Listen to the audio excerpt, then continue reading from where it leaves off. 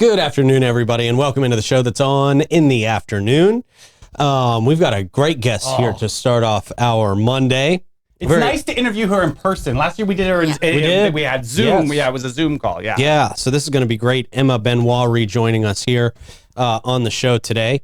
From My Ascension is the name of the film. Very powerful, yeah. It is an intense story. It's a very inspirational story. And Emma is touring St. Johns County schools this week. Yeah. For this, it's really a community event. Absolutely. The showing of her film. And boy, we're going to talk about this journey. It is really an amazing story, and very honored to have Emma in studio here with us today. Extraordinary, because last year only one school or just a couple speeches that were happening, but this is like the whole district, which I love to see everybody rally around this. It's an amazing moment. So important. So we will get into that conversation very, very soon. We will also give you your events for the week, your funnies, your horoscopes. Ooh, sorry guys. And all that good stuff. Right after we tell you about our friends at Bozard Ford Lincoln. There they are. Since 1949, Bozard Ford Lincoln has been more than just a dealership. They're a family-owned beacon of trust right here in St. Augustine. They were founded on the principles of honesty, integrity, and community service. And that Bozard family tradition continues to thrive through generations. Their state-of-the-art service facility features 91 climate-controlled service bays, a quick lane for no appointment-needed maintenance. Plus, you can enjoy the comforts of their customer lounge and the unique flavors of Ford's Garage while you're out there. They're the proud recipients of the prestigious Triple Crown Award and named Florida's Dealer of the Year by Dealer Rater. That's a big honor. Their team is dedicated to providing an enjoyable and efficient experience. Bozard Ford Lincoln offers the best in pricing, selection, and service. Visit them today just off 95 and State Road 16, where your satisfaction is their mission, and they are driven to inspire. Speaking of inspiring, our friends at the Bailey Group, getting enrolled in a health insurance or Medicare plan does not have to be complicated. In fact, it can be quite the opposite. Out there at the Bailey Group, you're going to work with a local insurance advisor to help you find just the right insurance coverage for your specific needs and budget. Their goal is to make getting covered simple. No added costs, no extra fees. The Bailey Group handles individual health and Medicare, corporate benefits, and financial needs for their clients. Let them do that for you. 904-461-1800. It's a very easy consultation, and you're going to leave smiling. You really will. Absolutely. And with some peace of mind. I mean, life can change in an instant, and make sure your health coverage keeps up, because after a major life event, you may qualify for new health plans that might be able to switch plans for you just as low as $0 a month. So yeah, check them out. The Bailey Group. We love them. Lots of locals love them as well. And Elace Med Spa, if you're looking for a relaxing and rejuvenating experience, look no further than Elace Med Spa. At Elace, they specialize in providing their clients with a wide range of luxurious spa treatments and advanced medical aesthetic procedures. You might be looking to unwind with a hydrofacial or enhance your natural beauty with things like Botox, dermal fillers, laser treatments, body contouring, hair services. They do it all. They're going to work with you to develop a personalized treatment plan tailored to your unique needs and goals. It's beauty on your terms. It is Elace. And if you mention Davey's name as a first-time client, hey, get $100 off. I'm just saying. We could all use an extra $100 these days. Pretty amazing. Yeah, man. Elace.com. All right, excited to welcome Emma Benoit to the show this afternoon. Emma, how are you doing? I'm doing well. Thanks for having me. Absolutely. So for people who might not have caught your interview with us last year, can you give us a brief introduction? Who are you and why are you here touring our beautiful city? I hope you like it, by the way. Oh, it's amazing. I love it. I love being here. So hi, everyone. I'm Emma. I got the privilege to come back to St. Augustine to share my documentary film, My Ascension, which chronicles my suicide attempt, survival journey, and recovery journey. I became extremely passionate about suicide awareness and prevention after surviving my own attempt. In 2017, I was 16 years old. Wow. It was actually the summer before my senior year of high school. And during that time, I was really struggling with anxiety and depression and was kind of hiding it from the world. I really developed a negative coping skill, a defense mechanism, if you will, of masking and avoiding and really shaming my own internal struggles and my own internal battles.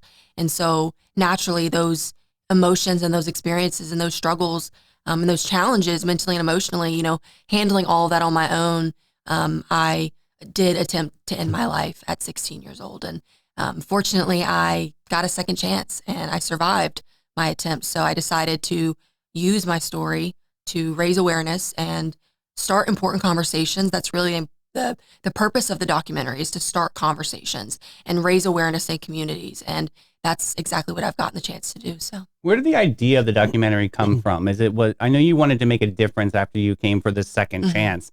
Where did that idea come from? Where did it stem from? Yeah, so I actually got the opportunity to meet a local filmmaker in my community. His name's Greg DeSherry, and he was just a guy working in the community, and he learned about my story through my blog. So I started a website called Life Rejuvenated, and that was kind of the inception of me sharing my story, if you will. I found it really therapeutic to journal and to blog. That was kind of my outlet of expressing myself. And so I started a website, and that got the attention from the filmmaker in my community. And so he read my blogs, was really inspired by my story, and he wanted to document it. And so we kind of didn't really agree on making a feature-length full movie film. It just kind of happened over time. He came and recorded different things that I was doing in my community. He came to my physical recovery journey. So he was just kind of present. And over, the course of 2.5 years, we gathered enough footage to create a film. So now, before the second chance, were you blogging on all that too? Were you getting this out therapeutically, or was this a learned behavior? Yeah, this was learned. This is something that my therapist kind of encouraged me to do. So after my attempt, I immediately got into some therapy, some talk therapy, really kind of unpacking my own struggles and learning kind of how my brain works and learning to work with my brain. And so she kind of encouraged me to utilize journaling, and I found it so therapeutic. So I felt, let me use my experience and just share it with people. So actually, I shared my journals with my mom, and she was very inspired. And she said that, your way of communicating and your way of articulating what you experienced is really powerful. So she encouraged me actually to publish my blogs onto the internet. Cool. And that's kind of how the whole journey started. I love that. Yeah. Was it emotional? Was it how was it having cameras follow you around through this journey? I mean, it's not, most people don't have cameras following them around after a major life event like this. Yeah, it was not easy, to say the least. It was very, very challenging. I struggled a lot. But what I will say is it was the best thing that I could have done. I'm so glad that I said yes to taking the chance and the risk at sharing my story, because the outcome has been so much better and more than I could ever imagined.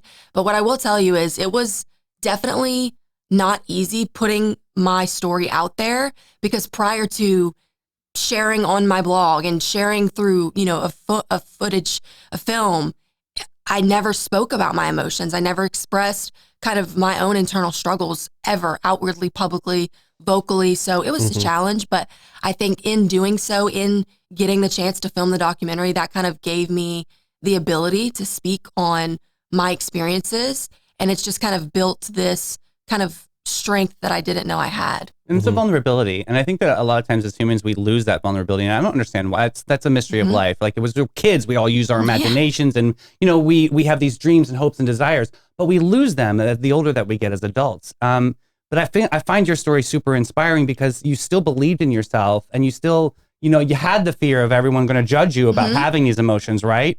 Talk about how you overcame a lot of those challenges. Yeah, so I think kind of throwing myself into the deep end in a way was kind of what helped me overcome those challenges, because whenever I decided to share my story and become public with it, there were speculators, there were people with their own opinions and their own perceptions and their own kind of perspectives, if you will, when it comes to mental and emotional pain and distress. So I kind of had to take those critiques, if you will, head on, and navigating that was really challenging. But I think in combination with my support system and my therapist, I really was able to manage some of those negative perceptions. And actually, hearing the negative feedback in a way kind of gave me the motivation to continue sharing. Nice. Because it kind of was almost like a challenge in a way to really debunk some of these myths that people are believing. There's a huge myth that's out there that says if we talk about suicide, it's going to give someone the idea, when in actuality, if we talk about suicide, it's just going to give that person the freedom to express and feel safe expressing where they're at mentally and emotionally. So I kind of found it healing in a way to face that challenge. And like I said, ultimately, the outcome of me sharing my story has been nothing but positive. Brilliant. I love that. So let's talk about, kind of what led up to this film is your suicide attempt. If I remember from talking to you last year, and it was powerful and it stuck with me, I think you said you were always kind of the emotional rock for your friends, for the people, if there was somebody in trouble, you were always there for them, but kind of felt like you didn't have anybody in your corner, right? Yeah. And it's kind of ironic about that feeling that I had for so long. That was never true. My brain was lying to me, and I was believing all of the lies my brain was telling me. I really felt like I had to maintain this persona, this image of, popular varsity cheerleader who has everything in the world going for her and, untouchable almost. And Regina George. Exactly. Sure. And maintaining that image is so exhausting. Yeah. It's so draining. And I really kind of got to the point when I was 16 where dealing with the weight of those emotions and the pressures that I was placing on myself and the external pressures of being a teenager in high school and figuring out where you're going to go and what you're going to do, all of that just kind of felt like it was too much. And so I began struggling with thoughts of suicide right around the time that I was 15, 16 years old. So those thoughts gradually started to creep in and become bigger and more loud.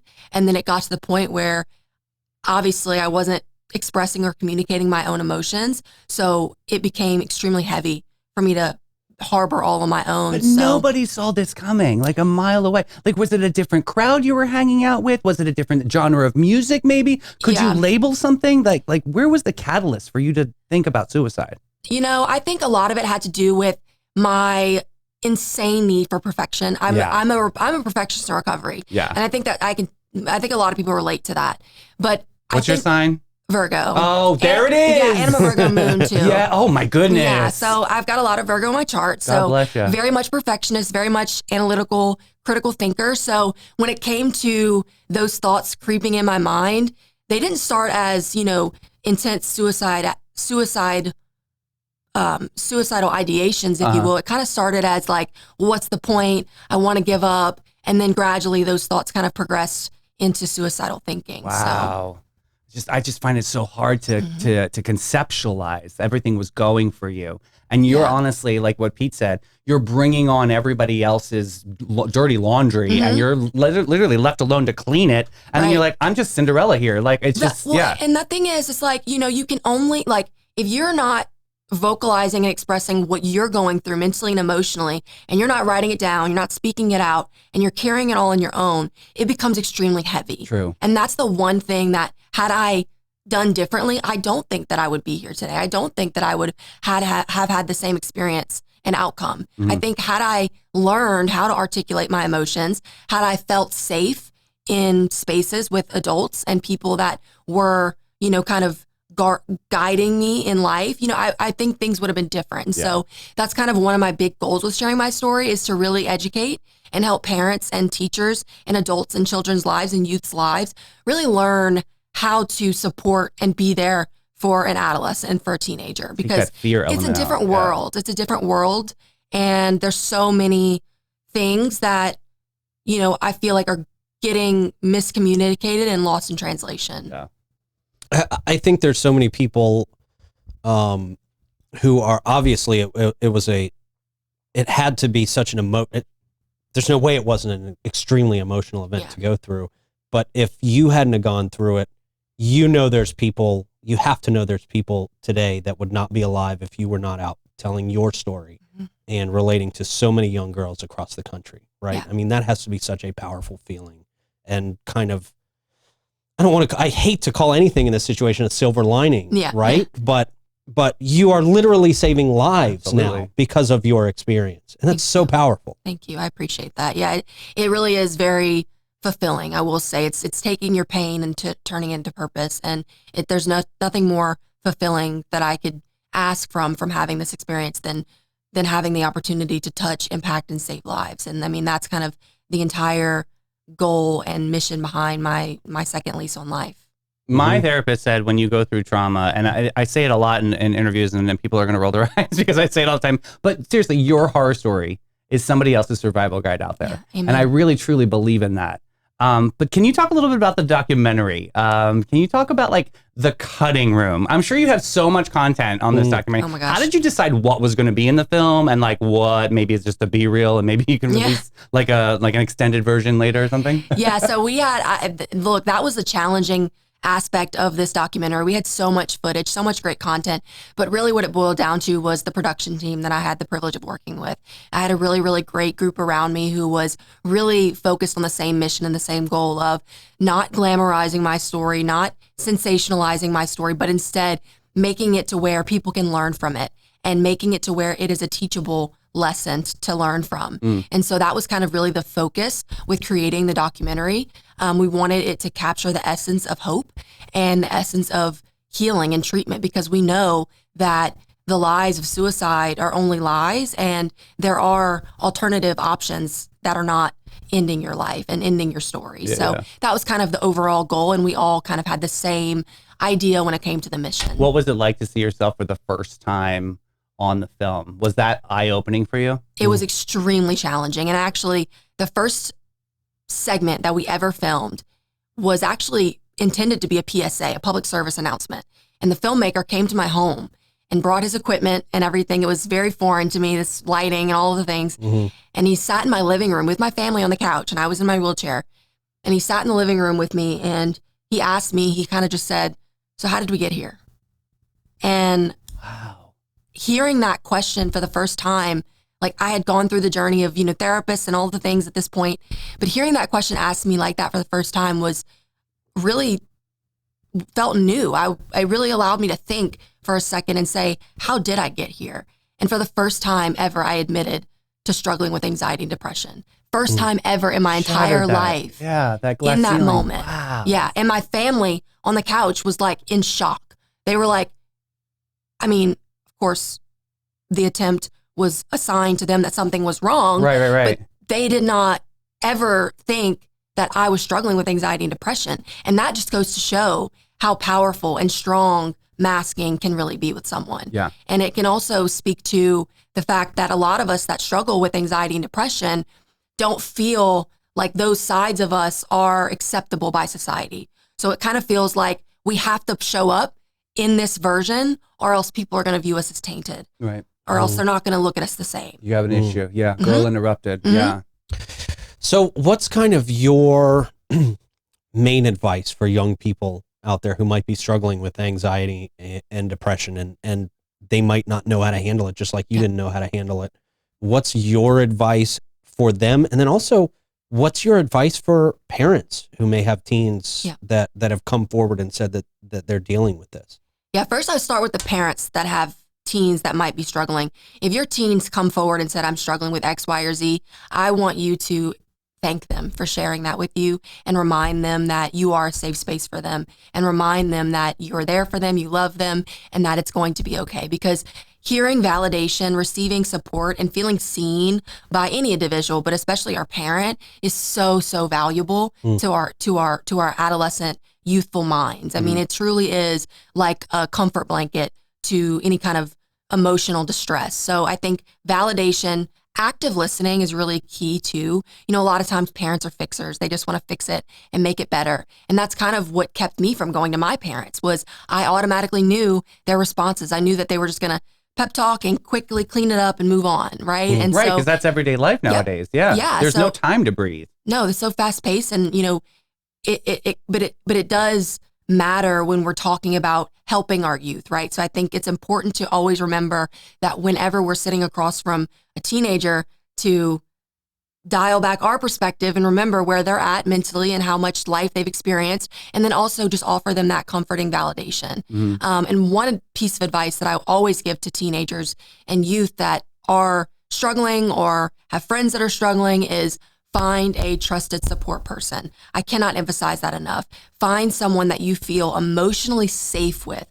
Emotional safety is so much different than physical safety and protection. It is a sense of comfort. It's a sense of feeling like you can be truly vulnerable with another person. So I encourage, find your trusted, safe person and just learn and practice articulating your emotions. But we've all been around toxic people, Emma. Mhm. So how can you decipher between who is safe and who's actually being toxic to you? The way that they make you feel, that's what it all boils down to, because I could think, oh, well, my dad is a support person. He's amazing. He's Right. all of these things. But is he my safe person? Absolutely not. Because his communication style is different. It doesn't match up with what I need. He does not know how to, effectively validate my concerns. So it's about really tuning in to the conversational aspect of who you're communicating with and really learning to pick up on how you're feeling whenever they're responding to you, or how you're feeling whenever you feel like they're not really hearing you. So it's all about kind of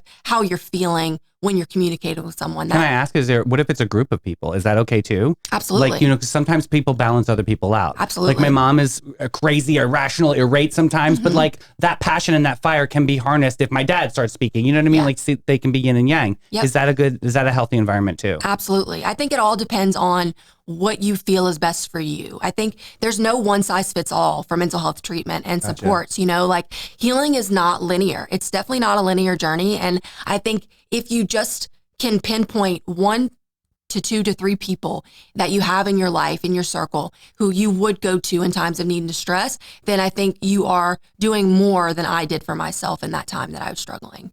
So That's amazing.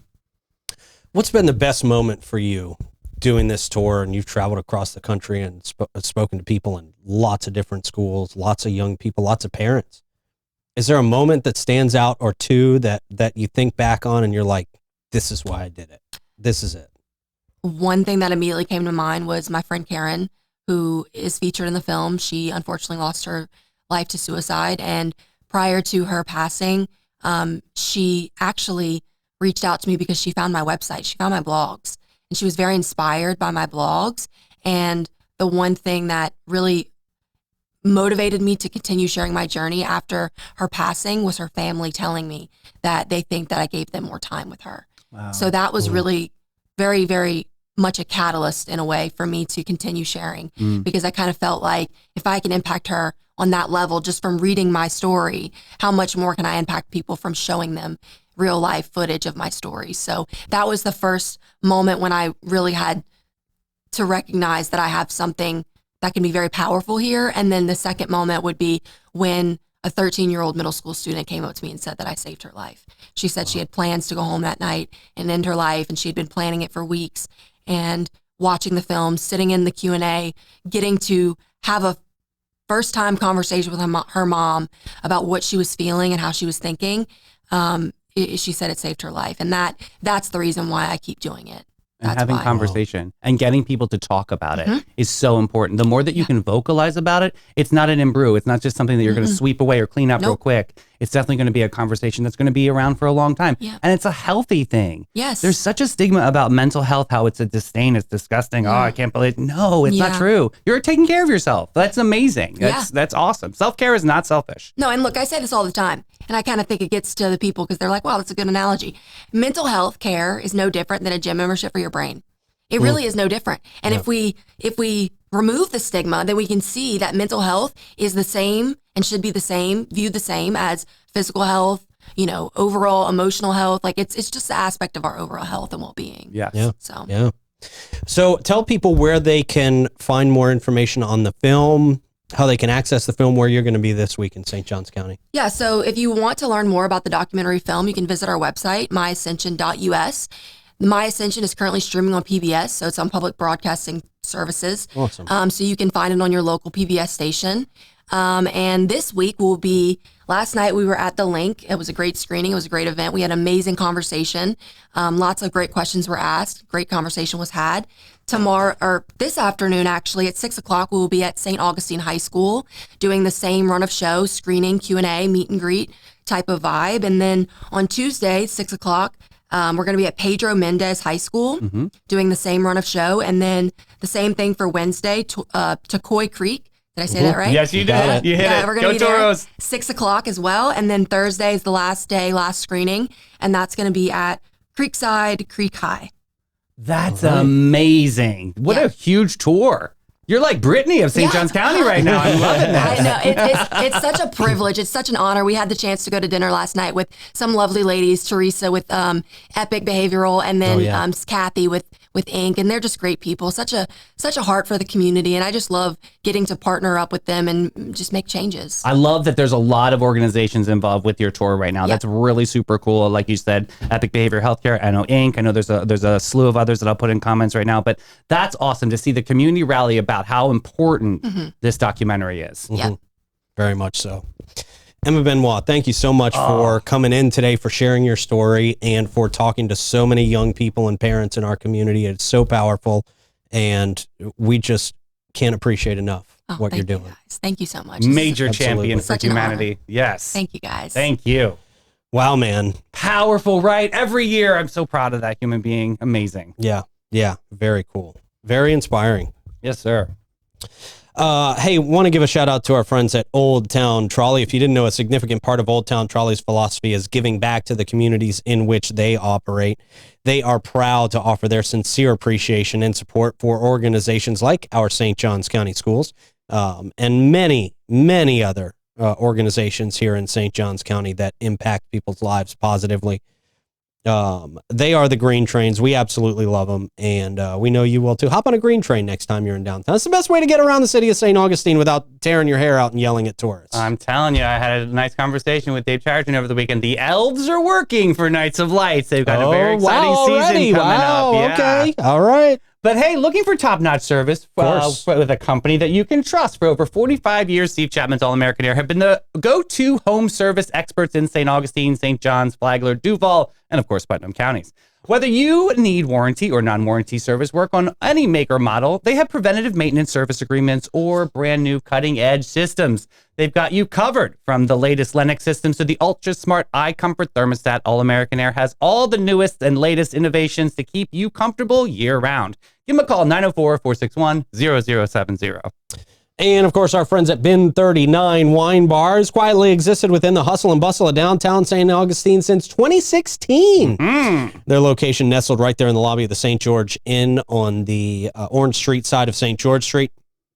Beautiful area, a great courtyard with lots of space and lots of temperature-controlled space as well. Yes, so nice. Which is very nice. You can sit out there and listen to live music. It's just a great activity to do in downtown St. Augustine. And, by the way, you're definitely going to find your new favorite wine out there, with Irving scouring the globe, literally, to bring you the best wines on the planet, period. It's Bin 39 Wine Bar. You got to check them out today. All right, we got to check out our horoscopes today. Oh, boy. Oh, here we go. Aries, Taurus, and Gemini on deck. Aries. You're going to start this week feeling invincible, then reality will slap you in the face around midweek. Your ambition will remain unmatched, but your execution will be a complete train wreck. Try not to burn any bridges, though let's be honest, you're going to. By the weekend, expect an existential crisis. Does anything actually matter? Spoiler alert, no it doesn't. True. So that's what the stars say. Lots of stars say it. I don't say it. Lots Love of stars is all say we it. need. That's all. That's it. Taurus, your stubbornness will once again ruin your week. Oh. You'll dig your heels into something utterly trivial, like the correct way to fold a fitted sheet. There is no correct way. Well, the laundry lady, Meredith, tells us how to do it. Okay. I'm not doing her way, though. It takes forever. Meanwhile, the bigger problems in your life will continue to spiral out of control. You'll feel unappreciated by everyone, and there's a good chance that's because you're impossible to deal with. Yeah. Better luck next week. Oh. Gemini. You're convinced you're a social butterfly, but everyone else sees you as an annoying insect. You'll Dragonfly. yeah. You'll run out of you'll flit from one conversation to another, desperately trying to find someone who's as interesting as you think you are. Spoiler, you're not. Well, prepare for some major gossip to go down, but don't be surprised when it's about you. Yes, people are talking behind your back. Why wouldn't they? Well, there's a reason why they're behind you and not in front of you. There you go. There you go. Lift us up. Hey, your favorite dance class is now available. Tap dancing, of course. Oh, yeah, I actually love to hear the sounds of tap dancing. So, It is pretty cool. fun, I do respect the talent. Well, St. Augustine Ballet is opening up their class schedules for all levels from 3:45 to 4:45 p.m. every Monday at St. Augustine Ballet. Try your first class for free. So give them a call, 904-810-5870, or email info@staugustineballet.com and find out some more information. But yeah, if you ever wanted to learn how to tap, there it is. It's ready for you. Yeah. Ooh, a journey of vibration and sound bath. This is very nice. This is actually a series that's going on once the first Sunday of every month. Okay. This is happening inside the Mystic Light Center. This is on North 10th Street in St. Augustine. Very, very cool. $20 at the door. You can Venmo. Bring yoga mat, a pillow, and a blanket. But yeah, if you're into the sound bath journey, it's a really wonderful meditation series. This is a great way to get your feet wet and see what it's all about. The first one's September 1st, then there's October 6th, November 3rd, and of course, December 1st at 4:30 p.m. Very, very cool. Yeah, a lot of people love that. Hey, and we interviewed them, but I want to give a great shout out. This Friday, August 30th, the St. Johns County Sheriff's Office is doing their recruitment event. All right. From 9 to 4 p.m. Again, this is over on 3955 Lewis Speedway, right across from our studio. But yeah, a correction deputy is responsible for providing care, custody, and control of male, female, and juvenile offenders housed within the St. Johns County Detention Center. Amazing team out there, so it's a wonderful learning environment. So yeah, check them out. This is happening this Friday, August 30th. 9 to 4 p.m. Speaking of amazing teams, Magnolia Family Dentistry, they are redefining what it means to visit the dentist in St. Augustine and St. Johns County. Their team is led by the dynamic Dr. Paula Rodriguez. Magnolia Family Dentistry, not just about clean teeth, it's about a clean and extraordinary experience across the board. From the moment you step through their doors, you'll be welcomed into a state-of-the-art practice that prioritizes your comfort and your well-being.